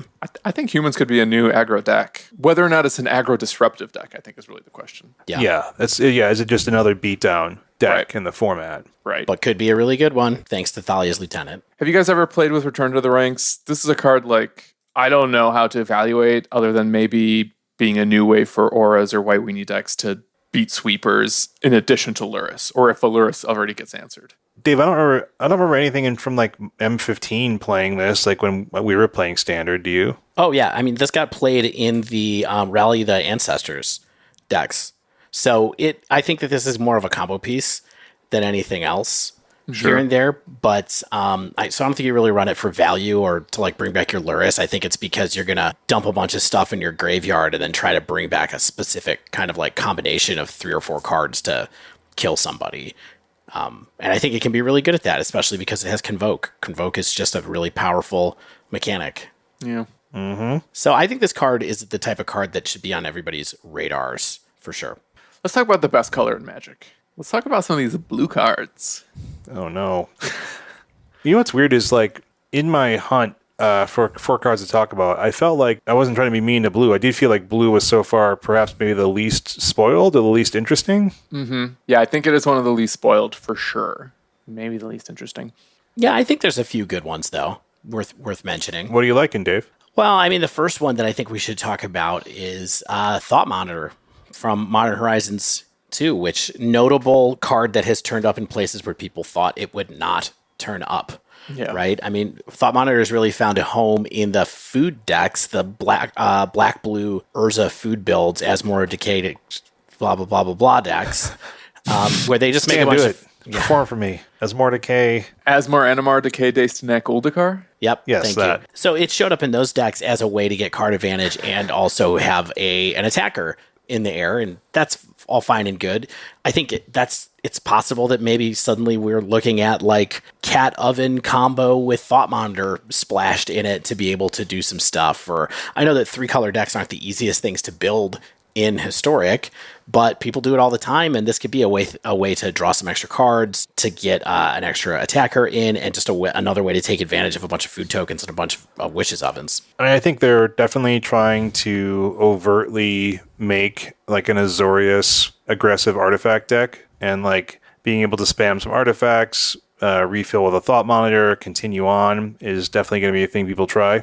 Yeah, I agree with that. Yeah, Thought Monitor is interesting. We do have like a fair amount of 0-mana artifacts. Like we have Ornithopter. Yeah. And you have there's the eggs, the cheap eggs are there. There's just there's Court Homunculus, there's Esper Sentinel, there's Bomat Courier if you want to get wild. There's a lot of artifact aggression here. Tempered Steel was already a playable deck in Historic. I think that I think they're clearly adding red and blue variants on aggressive artifacts in this set. Can I just say on a personal level, Shane, Yes. I love that you are so interested in this Tempered Steel deck. I can tell that your imagination is captured. I like the best aggressive deck. The best aggressive deck in the format will be the one that I build first in Historic. So I'm looking to see what's going to be the best aggressive deck. I just think this is a deck that maybe you and I get to share together, because Tempered Steel, it's like an Ensoul strategy. We all know Ensoul is one of my favorite decks in Pioneer, and just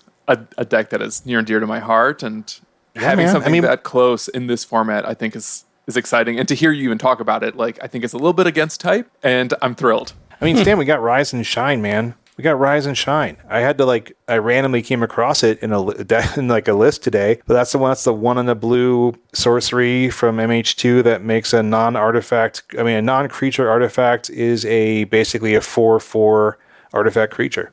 So go ham, make your egg into a 4/4 creature.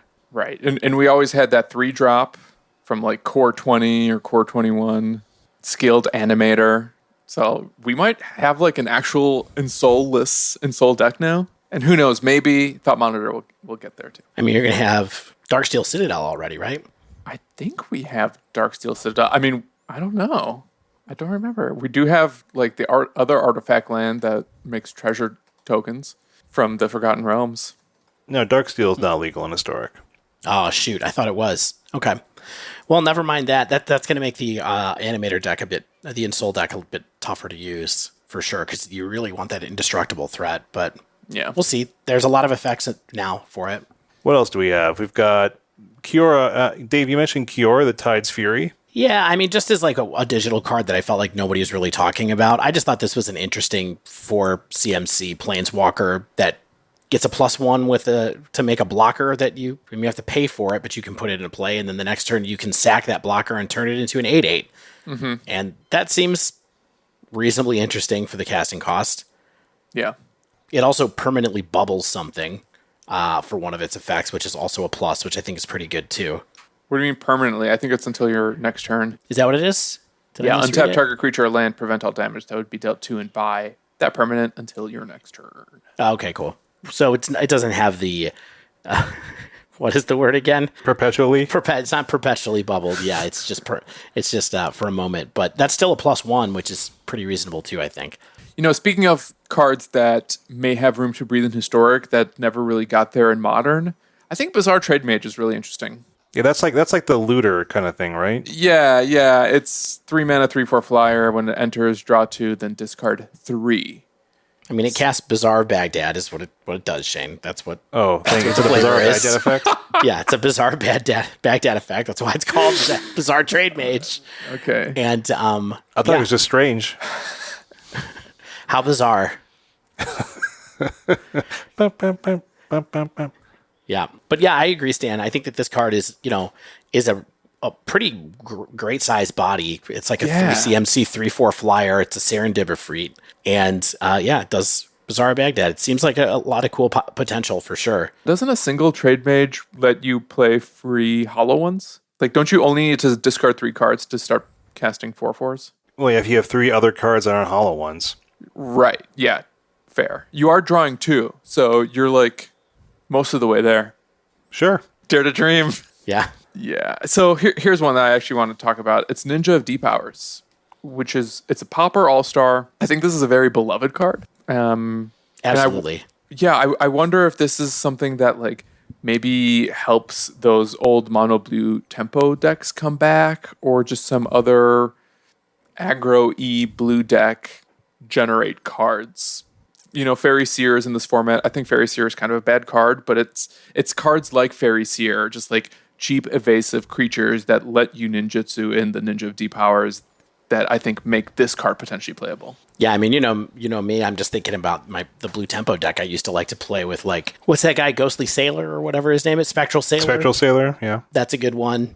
You've got your pirate that has a counterspell on a stick. Siren Storm Tamer. Yep. I kind of think you need blue ETB cards, like, I don't know. To make it even better? Yeah, Yeah, for sure. to make it worthwhile to like put Ninja Deep Hours and like recast cards, right? That's kind of the ideal state. Maybe you have a package here between Fairy Seer and Ninja of Deep Hours that we can build around. I was looking at Fairy Seer trying to remember if there are a lot of other fairies in this set, because Fairy Seer is such a compelling card at 1 mana that it's another card that never really got a shot out of Modern Horizons 1. But 1/1 flyer for 1 with that Scry 2 always was something that I was like, can we just pump it a little bit? Can we use it as a wizard payoff? Like, it's a Fairy Seer is a wizard too. You can play Counterspell. And Lightning Bolt. And Lightning Bolt, our two favorite cards, Dave. I'm always looking for it. I'm always looking for it. Okay, I feel like we should talk about Tomb of the Infinite. Actually, I think this might... I mean, is this an intentionally playable card? That's the digital one we talked about that makes one of 10 cards from its spell book. I don't know, probably not. Some of them are so bad, Shane. Some of them are just so bad. You're right, it's probably not playable. Let's move on. If you can make it work, good on you. It's just so random. Like, I don't want random effects in my resource battles. No, especially for the cost of 3 and having to untap with it and, and pay mana. Yeah. You're like, cool, it's turn 5. I got a dark ritual. Thanks. Yeah, like You're welcome. Yeah, you know what would be better than this is anything Search for as cont is doing for you. Yeah. Okay. I think the first black card we should talk about is Davriel's Withering. That's the perpetual, single black mana. What is it? -1, -2 On an instant. Yeah, it's cool. I think this is like something in between like a Fatal Push and a Path to Exile, because like it sort of like moderately invalidates low toughness creatures like in a perpetually. Mm-hmm. I mean, it's definitely, no, I know this is not Path to Exile and it's not even Fatal Push, but it's sort of like doing something like that. It's not even Reeve Soul. Yeah, but it's basically exiling a Phoenix, right? It's exiling a low toughness mono black aggro creature or something like that, where it's just like I'm making your graveyard recursion worse. I'm making those kind of I'm making your status on the board worse. So I don't know. It's a cool card. I agree. I mean, like, I really love it against Phoenix. I really love it against like Scrap Heap Scrounger. I think it's worth noting that it only targets a single creature, so it's not like every copy of Arclight Phoenix has perpetual -1, -2. It's just a single digital object. But even that, if you have this and something like Dreadhorde Arcanist or another way to maybe recast this over and over, I can see this being one of those grindy mid-range tools that let you eventually chip away at something that might otherwise be out of reach. Yeah. I totally agree. And also, guess what? This is a combo piece that we'll talk about in a little bit as well. Here's another Modern Horizons card that we're getting that I think is a big get, but maybe not the right format, and that's Yawgmoth Thran Physician. Yeah, I mean, it has to be like a value piece, unless they're going to spoil some ways to go off with it, like to draw through your deck, like the Undying creatures do in Modern. Like, I mean, there has to be some kind of way to use it, but it is 4 mana, and you have to be able to do something worthwhile for that. Mm-hmm. Yeah, this one's tough for me because it's a powerful no mana sacrifice outlet, and so I feel like there's a lot of potential there with cards, some cards that are already in Historic anyway. Like I'm thinking about having it in your kind of like Stitcher Supplier kind of shell already, or having it with Cat, for example. Like, I mean, it's a way to sacrifice a cat if you want to go that way instead. So I feel like there's some stuff going on with this just because of that, and because it draws a card. Like, how about you have this instead of, in the mid game in a food list with Cauldron Familiar out, and you're like, I'm just going to sacrifice Cat over and over again. Well, what if, other than Cat, you sacrifice Nether Spirit? Right. This is another card we're getting in the set, and that's the 3 mana 2/2, where at the beginning of your upkeep, if it's the only creature in your graveyard, you may return it to the battlefield. So I think it's important to think about these Horizon packs as mini decks, right? They're like limited decks that have been drafted for you. So Yawgmoth is going to have to be in a deck with other cards. And yes, we have deck lists too, but they're going to have to work with other decks in the set. So I think part of the way we can potentially start to measure the impact of these cards is see what else they can work with within the format. And just like Yawgmoth plus Nether Spirit seems really spicy, especially if you can find other ways to control your graveyard. Yeah, absolutely. I just want to mention that totally understand you can't sack Cauldron Familiar over and over again because you won't have any food tokens. But I think you could have that. You can still have that as a piece in there, and maybe they're all together with Nether Spirit as well. Let's see some interesting stuff that I noticed. Like one of the things that are doing is they're injecting some tribal packages, and I think the first one that I noticed was in black, and it's kind of like the zombie package of like Undead Augur, Endling, Diregraph Colossus. I mean, fun. Give people some zombies to play with. That's sweet. I did notice today randomly that Bone Shards is now legal in this format. That's a big get for black base sort of graveyard recursion, Rakdos-y type things, I think that's good. Bone Shards is a cool card. It's seeing play out of Modern Horizons 2 in Modern. I think that there's definitely options to just have it see play in Historic. Yeah, way to kill a Planeswalker for 1 mana and like throw away a Stitcher Supplier or something is pretty good. Right? Yeah. Or another spirit. Definitely even better in this format than probably in Modern. Ransack the Labs. I think this is one I also wanted to touch on. A new way to fill your graveyard and really give you control over what you put into your graveyard, I think is really interesting. I want to do a little bit more.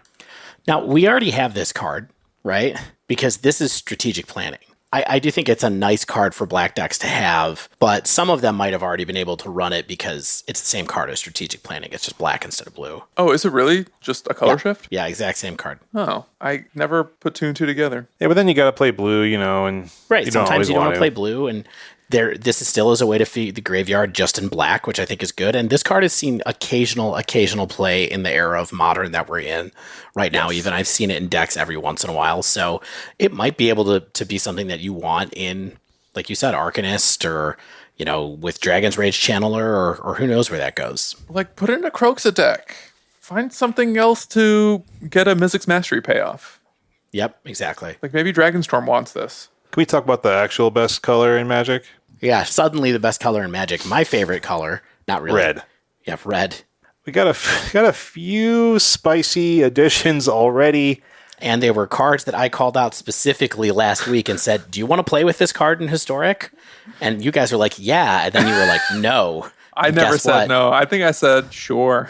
You said sure, but maybe not, I think is what I remember. What are the cards, Dave? The monkey's paw curled a little bit. Now, it's not the actual monkey, but it is Dragon's Rage Channeler, which is currently, of course, dominating Modern all over the place, thanks to the lovely interaction between it and Mishra's Bauble and cards. What do you think about this? I think this card is going to be great in Historic, too, honestly. I want to hear why you think it'll be great in Historic, because I agree with you.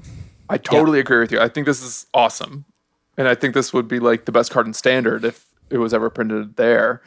But how do we make it good in Historic, considering that in every Modern deck, it's just like 4 of these, 4 Baubles, and Luris. And like, that's the deck, right? We don't have that here. Yeah. I mean, there's a couple things that we're missing, of course, to enable Delirium in Historic. One is fetch lands, right? So you're going to play your Fabled Passage and whatever decks come with this here.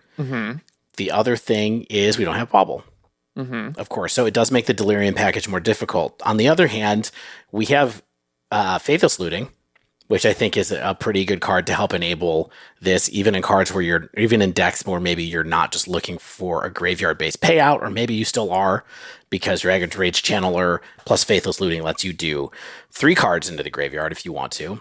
And then the other thing that you have that I think is going to be a big player with Dragon's Rage Channeler is Bomat Courier, which Shane mentioned earlier, which is a creature and an artifact. Yeah. And a notably good card because in this particular instance, because you can pay to sacrifice it. So if you really need to get it in the graveyard, you can. So it's possible to go turn 1, Dragon's Rage Channeler, turn 2 Faithless Looting, throw a land of Faithless Looting and a Bomat Courier into the graveyard, and that's Delirium, and you just go from there. Importantly, as we've learned in Modern, I don't think you need to have Delirium online for Dragon's Rage Channeler to be doing something good for you. Yes. Obviously, it's better to have it enabled. There's a reason that everyone's running Bauble with DRC, is because you would prefer to have it on, but also just the addition of Unholy Heat is a big reason you're trying to do that as well. So I do feel like it's a good get, but I do feel like people are going to have to figure out what are they doing to get Delirium, because otherwise it's like, is this enchantment creature 1/1 good enough? That's like my surveil enchantment. Right. Totally agree. Yeah, my personal expectation is that I think this card is going to be really great in decks that are already graveyard adjacent, but it's not going to do the thing that it's done in Modern in is it control decks where it makes some traditionally control-y decks more graveyard adjacent, if that makes sense. Because you don't have as many of those just like free cards that happen to fill up your graveyard the way that Bauble does. So I can see this maybe being awesome in like a Rakdos deck with Kroxa or Faithless Looting, and maybe a little bit less ubiquitous as we see it in Modern today. Yeah, you see it with Arcanist and Stitcher Supplier potentially in builds when it's time to have Stitcher Supplier or not. So like there's a lot of ways to kind of make this happen. I think we got to talk about the other red card now, which I actually think is almost as important in Historic for some reason, and that's Unholy Heat. Yeah. I think Good that card. This card getting into Historic. So I already thought we all acknowledge this card's super good in Modern. I feel like for some reason I feel like in Historic, this might be the card that mono red decks have really been waiting for to be good in Historic. I could be wrong, but I think having something that can kill a giant creature for 1 mana is like a giant incentive. Or Planeswalker. Along with, or Planeswalker. That's the other big thing for sure. Yeah, totally agree. I think it, however, means that every red deck needs to start running Faithless Looting and like Fabled Passages, right? That's kind of the new package, the Historic package. I think will be like Faithless Looting and Fabled Passage just kind of become as ubiquitous as these cards. And Bomat Courier. Yeah. Oh yeah, and Bomat. Yeah. Maybe, but probably. I mean, I'll run those cards all day. I have them. Good thing. I've tried them before. Our wild cards are good. Good thing dusting doesn't exist. Oh my god. Yeah. So anyway, this card makes me really optimistic that maybe we'll finally, like mono red aggro might finally be good, but we'll see. All right, here's a card that I've loved Season playing. Pyromancer? We want to talk about that next? Yes, I love this card. I've been playing it since Modern Horizons 1. I used to play it in Mono Red Phoenix. I used to play it in Ponza. I used to play it in Skelemental. I've gotten a lot of use out of my Seasoned Pyromancers. I have no idea what I'm going to do with it in Historic. I think this card is just good. Like, it's not, I think this is like Esper Sentinel. Like, it's not a card that is going to make a deck happen around it, but it's just a card that's going to go a lot of places and do a lot of things for a lot of people. Exactly. I feel like there's a tension between this card and Luris, though. You know, and even though we have like a weird quasi-Ponza deck in the format that maybe can play this, if you're filling your graveyard, I think you want like certain ways to make use of it other than just like a draw two. But actually, I take that back. Like Ponza doesn't care about filling your graveyard, and it's just like a nice way to keep your hand full after you've spent everything in Modern. So maybe it is just good. Yeah, this card's just good. Just play it. I think it's just going to be value for certain places and probably bigger decks, like you said, like Ponza. This is your middle of the road card. Maybe we can have a little chunky red with Glorybringer and Chandra's in this. And Obosh. Can we get to Obosh with Stomp and, Bone Crusher Giant? We get closer to like a mono red kind of list like we've seen in Modern here and there. Yeah. Your Unholy Heats and your Dragon Rage Channelers and your Oboshes. Your Faithless Lootings. Dave, I think we just came up with a deck. There it is. Nice. I love it.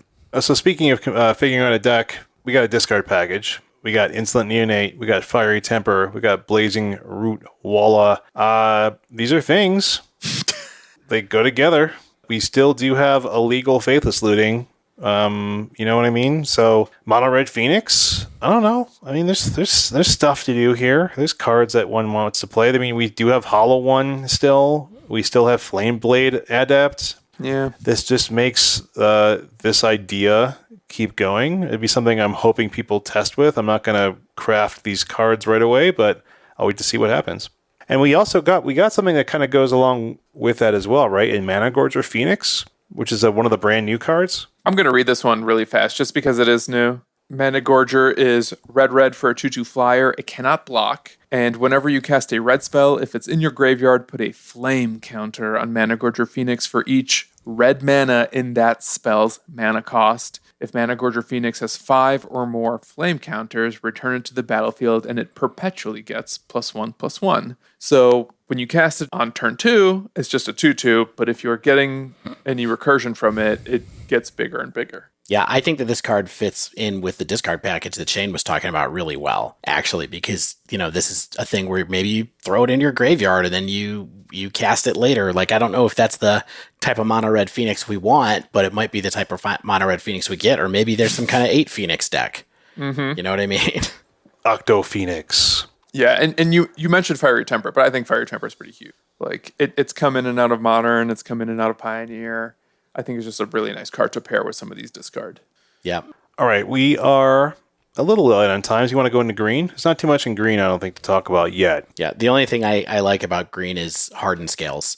Honestly, I think that's a huge payoff for certain type of decks that certain people really love. And, it seems like it's possible to make it happen. We don't have like Arcbound Ravager, of course, so it's harder to find a sacrifice outlet, but we do have Zabaz that can sacrifice some things, right? We still don't have Walking Ballista. Yeah. And we never will. Probably not. Mark my words. This new Long Tusk Stalker, I think, is pretty interesting. For sure. Single green 1/1. When it ETBs or attacks, you get an energy counter, and then you can pay 2 energy, and it perpetually gets +1/+0. And you may choose a creature card in hand. If you do, that card gets perpetual +1/+0. So it's buffing itself and another card. It's a new energy payoff. I think it seems neat. Yeah, I think that card seems reasonable too. Is Sylvan Anthem going to do anything for us, Stan? No. Probably not. No. No. One of the things I think is somewhat cool is Scale Up, just because I like it generally. It's not like they didn't give it like Perpetual or anything like that. So it's not like we have a new Perpetual version of Scale Up or anything like that. But it's a strong card. I think the most interesting thing about the green and green multicolor is honestly the enchantment package. I think we got in multicolor, we got Sithis, we got Sterling Grove, we got Sanctum Weaver in green. Yeah. I think that those are strong additions to just kind of the auras concept. I think there will definitely be like a Selesnya or like Obs on auras. I think that's interesting. I had a very different read on green, which is we have a bunch of squirrels, including Chatterstorm. Yeah, we got a lot of squirrels. And like squirrel lords. And I wonder with that and, parallel lives and just...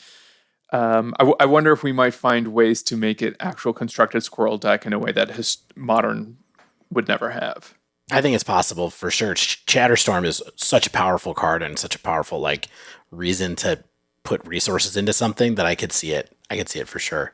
Yeah, it's stuff like that highlights this set for me, and I think actually puts the silver lining on this watershed moment that we're getting from all the digital only cards, where to me a good successful set is one that expands the format, right? And we have new constructed decks that we can play in addition to some beloved old decks that can continuously play and hopefully get powered up. And if we see stuff like Squirrels enter the format, I don't think Squirrels is something that pushes anything else out necessarily, but maybe it's just a fun new strategy that you can run into ladder periodically. But maybe they're just plants for brawl decks. And we have to play Commander. We're going to get into multicolor besides Sithis and Sterling Grove, as we talked about. Yeah. Anything else you're hyped about? I mean, Soul Herder I think is pretty cool. You want to be blinkets of stuff? You want to blink? Blink? We got more cards to blink. We got another ninjutsu card with Ingenious Infiltrator, which is basically just an extra copy of Ninja of Deep Hours. We probably should talk about slivers, right? That's kind of the big one. I mean, they have the cool slivers and they have the lame slivers. So they got all the slivers. They got those weird humanoid art ones that were in the core set that everyone freaked out about. And then they have the cool alien looking ones. Mm-hmm. Very pointy. No, but yeah, slivers will be a thing people test. We even got Sliver Hive. As a land. So we have Sliver Hive. And we have the first sliver, which gives all slivers Cascade. And I think... Numero uno. I think that one is nutty when it hits the board, because then your deck just sort of goes off, and if you have Cloud Shredder Sliver, which is the one that gives your creatures flying in haste, you just sort of win on the spot. I don't think Sliver is going to be good. I do think people will play it. More power to them, because people playing Magic is fun. We got Priest of Fellrights, another part of the recursion package that we saw in Modern Horizons 2. We saw Lonus Cryptozoologist, and Stan, we've talked about this card 3 times. I still don't know exactly what this card is trying to do. No clue. I'll figure it out probably once it's on Arena. No clue. The fact that this is an investigate card, I like it, Stan. Yeah, once it's on Arena and I see how it actually impacts the battlefield, maybe then I'll understand. I think it has something to do with tokens. You sacrifice clues and then do stuff with clues. You can get stuff from your opponent's library. Sweet, cool. I love stuff like that. I kind of feel like this gold category is stacked. You know what I mean? Yeah. Like all of these gold cards seem to have some kind of potential in a way that our monocolored discussions omitted cards because it looked like fluff. I mean, maybe. I'm not opposed to it. Territorial Kavu, we learned in Modern you only need 2 Triomes to put Territorial Kavu online. We're getting that here. I think that's a nice get. I mean, it's something. Getting captured by Lagak? I mean, I don't know. I think that there's some interesting stuff here. Sweet. Priest of Fell Rights, Rip Apart. Rip Apart was already in the format. I'm just looking at a spoiler, and I'm like, that card looks good. Oh, wait, because it's moderately okay. Artifacts. Nettle Cyst, again, potentially part of an artifact aggro deck. This could be like your little top end, like your living weapon that's also cranial plating. Yeah, I think this is our first living weapon in Historic. Oh, yeah, good point. I've not seen a germ token before. Yeah, chat, let me know if I'm forgetting something, but I don't know if we have any ways to fetch this. Or maybe... Do you need a way to fetch it? I mean, just play it. Yeah, maybe you just play it in your Tempered Steel deck. Yeah, it's like, I feel like there will be a tension in terms of how many cards can I play that aren't good without other artifacts already existing? So, like, if we have Thought Monitor, can we also play Nettle Cyst? I don't know. Right. And we mentioned Zabaz earlier, the 1 mana modular cool card that I think will be part of people's testing with a modular deck or Hardened Scales decks. Mm-hmm. Stan, we kind of lost Dave because he's had some tech issues with being in his housing between housing. So what are you looking for in this? Like, do you want to make your favorite decks a little bit better? Are you already seeing potential for like all new decks? Yes and yes. Exactly. I've been hoarding gold because I still play Historic. I actually play Arena every day. Yeah, I got my 1 win for the month, so that I got my packs. Well, that's good. That's good. Yeah. Yeah, I've been hitting my dailies. I've been hoarding gold for this event because I don't really want to spend gems on it. I will if I have to, but I'm just looking forward to seeing how it impacts the format, and I'm hopeful that it doesn't break it with the RNG cards, and so far I'm cautiously optimistic. And I think even though early on in the discussion and even the reaction to the announcement, the RNG cards sucked a lot of air out of the room, but I think that overlooks all this other powerful stuff we're getting. And I think that the RNG cards actually have a taller hill to climb than some of these other modern Horizons cards that we've seen their potential of before, that I think just need to find a pile to go into and will probably be as good, if not maybe even a little better relative to the rest. What about you, Shane? Are you seeing anything new you want to craft, or any additions to some of your favorite cards elsewhere that you're excited to play with? I'm pretty good. I think that like I'm cautiously optimistic about like some new aggressive decks, specifically based around white. I think we'll see what happens. I think I'm gonna let's see. Let's just give Dave some room. Maybe he can get his take in here. I'm really excited to play a red deck, I guess, which I wasn't quite expecting, but that's what I like to do. So the cards are really good in red, and I hope that there's something that works there with Dragon's Rage Channeler and Unholy Heat and some other cast of people to come along. I like the discard package in red too. I think red got a lot of good cards, I guess. Yeah, that's what for I'm saying. Sure. I think other than that, the one thing that I'm most interested in is a deck we didn't get to talk about when we went through their spoilers, but the fact that Revelark is in the set, and that Davriel's Withering perpetually gives Revelark minus -1/-2, so it's perpetually dead, and then it constantly brings itself back from the graveyard. So it's apparently an infinite combo that if you can get a Blood Artist effect into play, will just kill somebody. I guess we'll see if there's some kind of interesting combo reanimator style combo deck going on there. But Revelark is one of those cards that's always around waiting to be broken, and this might have broken it. Vesperlark. Oh, Vesperlark. Yeah, my bad. Not Revelark. Vesperlark. But yeah, I think you're right, Stan. I think like I said last week, is we have like one of two choices, and it's to like be bummed or try to be excited. I'd rather try to be excited. I think that it's going to be just challenging to sort of try to stick with Historic and keep up with the economics of it. But we'll do our best. We've been able to keep up with it so far, and I think that both by just playing our dailies and buying in a little bit, I think we'll be able to. So we're not going to stop doing Historic. Can I just have some of the Patreon money to just like throw it into Arena? sight unseen, craft cards haphazardly, whether or not they were already in decks that are worth exploring. I mean, we're going to have to send some receipts to the CEO and accounting for that. Yeah. But well, that was fun. Look, another spoiler app. Who knew that we would have one so soon? I feel like there's going to be a new spoiler app in like 3 weeks. When's Werewolves versus Vampires coming out? I think it's a month from now that we'll start getting spoilers for that. So it is not that long. You're right. Cool. We've just become a spoiler podcast, and maybe we always have been. At least they're easy. Sorry for my technical difficulties tonight, everyone, by the way. Apology accepted. And on that note, it's a wrap on this week's show. If you haven't yet, make sure you subscribe to our podcast so you get the latest episodes as soon as they come out. And if you use Apple Podcasts, please leave us a rating and review. If you'd like to submit a question to the pod, you can reach us by tweeting at @thedivedown, all one word, or emailing thedivedown@gmail.com. You can also support the show via Patreon over at patreon.com/thedivedown. We now are on Discord. We heard a lot of people say that they were reluctant to join the community because they don't want to get on Slack. They don't want to be part of that corporate dog-eat-dog world in the Slack universe. So now we're in the gaming community now, everyone. We're on Discord. And you can only join our Discord if you become a patron. Also, shout out to Mana Traders for sponsoring The Dive Down. Sign up for a Mana Traders account using promo code TheDiveDown2021, all one word. Get 15% off your first 2 months of renting Magic Online cards. As always, special thanks to the bands Nowhere and Spaceblood for letting us use their music. And until next week, get out there and play arena!